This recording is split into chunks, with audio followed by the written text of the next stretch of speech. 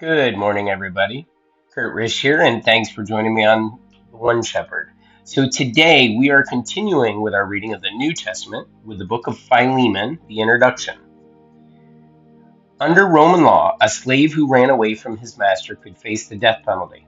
In spite of this possibility, the Apostle Paul sent Onesimus, a runaway slave and a recent convert to Christianity, back to his owner, Philemon, to make restitution.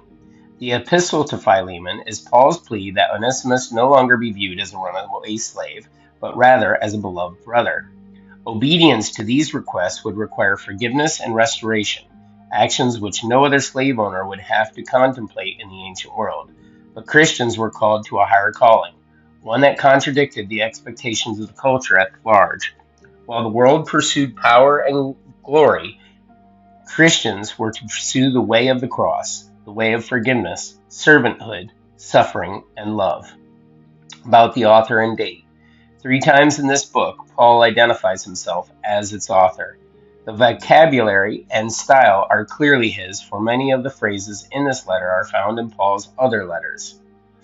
Also, many of those who sent their greetings with this letter are the same ones who did so in the letter to the Colossians.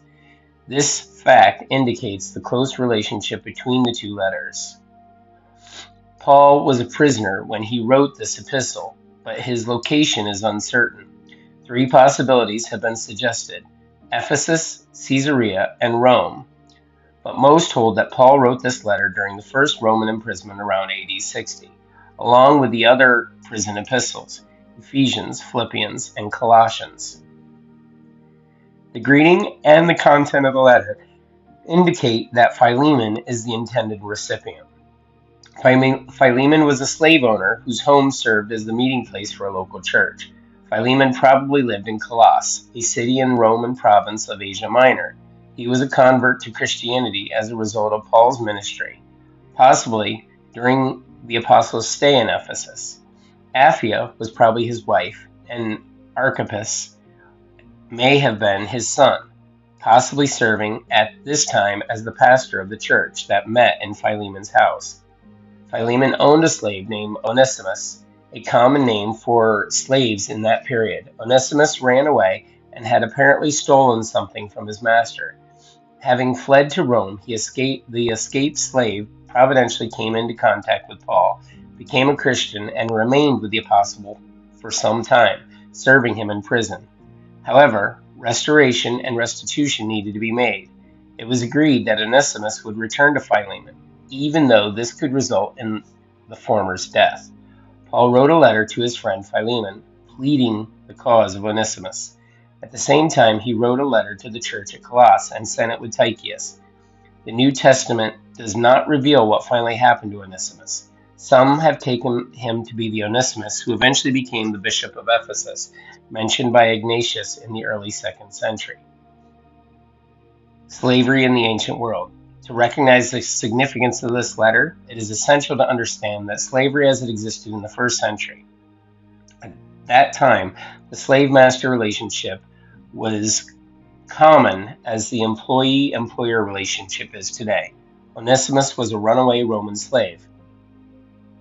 During this period, the Jews practiced slavery according to the provisions of the law of Moses. A Jewish slave belonged to the family of the owner that had certain religious and social rights. If the slave was a Hebrew, the term of slavery was limited to 6 years.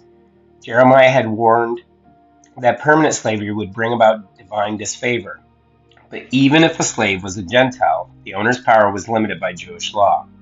If a master punished and injured a slave in his possession, the slave was to be set free. If punishment resulted in the slave's death, then the master was to be punished. The slave was viewed as a person and was to be treated fairly, which differently from Roman system of slavery. Among the Jews, slaves were only a small part of the total population. But in Rome, slaves outnumbered Roman citizens. Some of the wealthy Roman landowners may have had 10 to 20,000 slaves working on their estates. To the Romans, a slave was not a person and was basically thought of as property. Many slaves were treated humanely and sometimes were better off economically than many free persons, but there was still the fact that they were considered a possession. They were vulnerable to cruel treatment and could even be killed with impunity. With slaves far outnumbering citizens, controlling the slave population was an imperative to the Romans. To lose control of the slaves was to forfeit the social and economic basis of the Roman Empire. Theology. The Epistle to Philemon was not written to refute theological error or to teach doctrine. However, into this short letter, Paul skillfully weaves the concepts of salvation, substitution, imputation, and redemption. Although here these ideas speak of Paul's relationship with Onesimus, they remind us of Christ's relationship with us.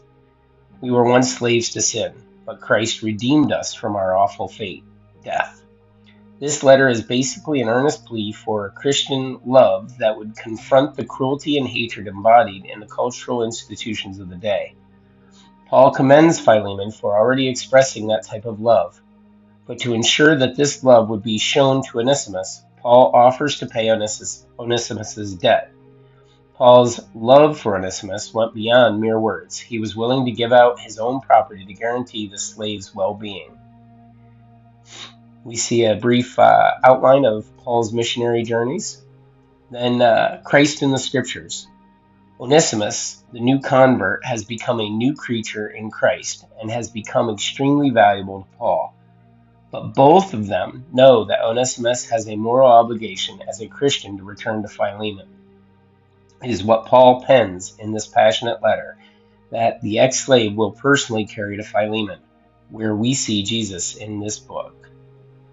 The forgiveness that the believer finds in Christ is beautifully portrayed by analogy. Although Onesimus is guilty of great offense, Paul is moved to intercede on his behalf. Paul lays aside his rights and becomes Onesimus' substitute by assuming his debt. As Jesus did for every one of us, we are like Onesimus. Paul's advocacy for Philemon is parallel to Christ's work for mediation before the Father on our behalf. And then we see an outline here of the Philemon book. And guys, that's it for our reading of the introduction to Philemon. Thank you so much for joining me. Be sure to join us tomorrow as we continue the reading. May you have a great day, and God bless.